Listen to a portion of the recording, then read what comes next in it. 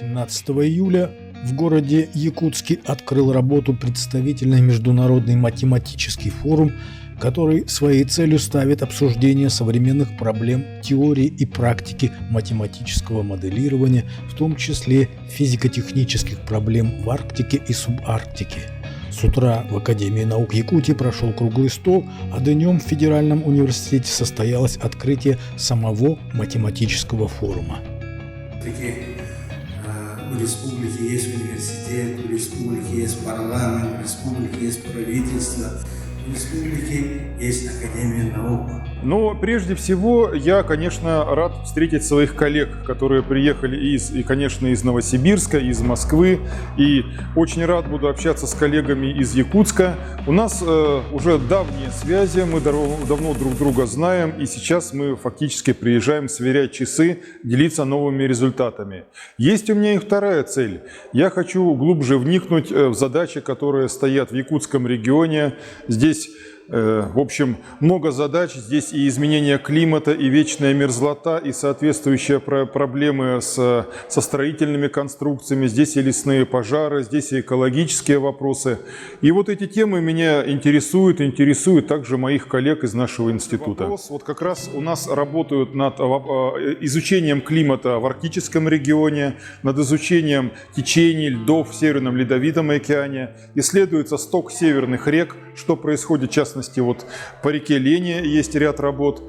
Также у нас решаются вопросы природоохранного прогнозирования, чтобы по данным разнородных наблюдений наземных, воздушных и космических, чтобы эти наблюдения помогли определять параметры модели, и эти модели позволяли проводить сценарные расчеты, что происходит с загрязнениями, выявлять источники загрязнения. То есть вот задача природоохранного прогнозирования – это вот наша тематика.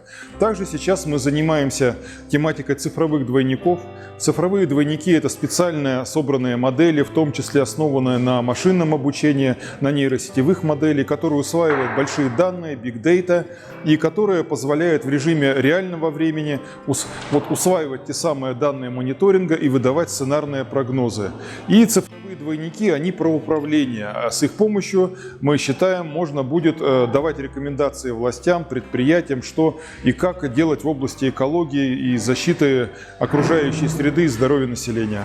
Прежде всего, я увидел ряд задач, которые мне будет интересно обсудить с директорами институтов. Вот что касается институт, который работает с техническими системами, с конструкциями, с новыми материалами, я думаю, что наши расчетные методы здесь очень помогут. Также мне будет интересно познакомиться с директором института и коллективом, который работает в области исследований космического пространства, потому что вот космическая погода, она влияет на земную, а также у них накоплены данные по лесным пожарам. И вот работа с этими данными мне представляется крайне важной и интересной. И еще один очень важный момент, такой научно-организационный, который мы обсуждали, это новая комплексная программа, так называемый интеграционный проект большой, который будет нацелен на решение задач, которые стоят перед якутским регионом. Здесь предполагается финансирование и региональное, и федеральное, и может быть еще и от Академии наук. Вот такие интеграционные проекты показали свою высокую эффективность и значимость у нас в сибирском отделении, когда несколько научных организаций собирались вокруг междисциплинарной темы и получали серьезные и важные результаты. Вот такие комплексные программы исключительно важны. Надо вспомнить инициативу, которая была успешно реализована, инициатива президента Академии наук СССР Гурия Ивановича Марчука, который, кстати, организовал наш институт. Вот в 80-е годы родилась комплексная программа «Сибирь», которая была направлена на то, чтобы решать разнообразные проблемы, которые стоят в Сибири.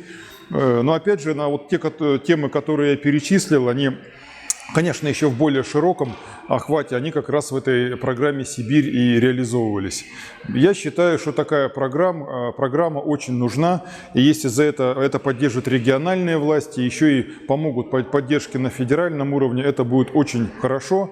И я абсолютно уверен, что мы, сибирские ученые, и из Академгородка, из Якутска, и из других сибирских городов, мы сможем объединиться и такие задачи решать.